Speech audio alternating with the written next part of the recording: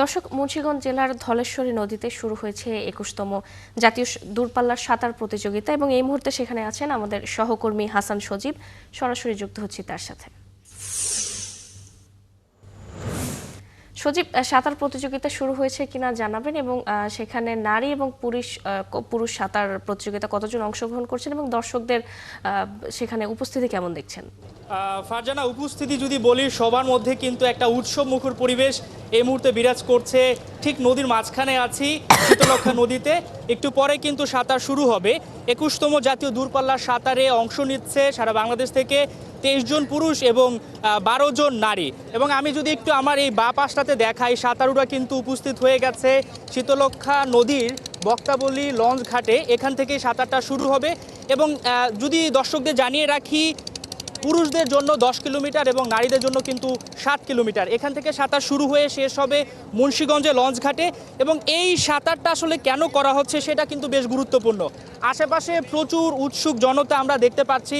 আপনি জানেন যে নানা সময় কিন্তু পানিতে ডুবে বা বিভিন্নভাবে দুর্ঘটনার শিকারে পড়েন। সেই দুর্ঘটনা যাতে না ঘটে, অর্থাৎ সাঁতার সম্পর্কে মানুষকে তাদের আগ্রহটা বাড়ানোর কিন্তু অন্যতম একটা লক্ষ্য এই দূরপাল্লার সাঁতার প্রতিযোগিতা। এবং একই সাথে কিন্তু সামনে ইন্টারন্যাশনাল অনেক প্রতিযোগিতা হয়, যেখানে আমরা দেখতে পাই দূরপাল্লার সাঁতার প্রতিযোগিতায় অংশ নেন বাংলাদেশের সাঁতারুরা।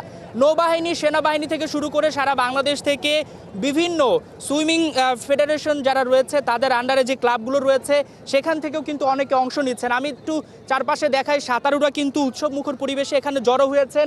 আমরা দেখতে পেয়েছি বিভিন্ন বয়সের সাঁতারু রয়েছেন, কম বয়সী সাঁতারু রয়েছেন এবং আমরা দেখতে পেয়েছি কারো কারো বয়স কিন্তু ৪০-এর উপরেও। প্রত্যেকের মধ্যে কিন্তু এই দিনটার জন্য প্রত্যেকে অপেক্ষা করেন। বছরে একদিন এই সাঁতার প্রতিযোগিতা অনুষ্ঠিত হয়ে থাকে এবং দারুণ একটা ওয়েদার। সকাল সকাল কিন্তু আমরা মুন্সিগঞ্জ লঞ্চঘাটে দেখতে পেয়েছি বিশাল একটা কর্মযজ্ঞ।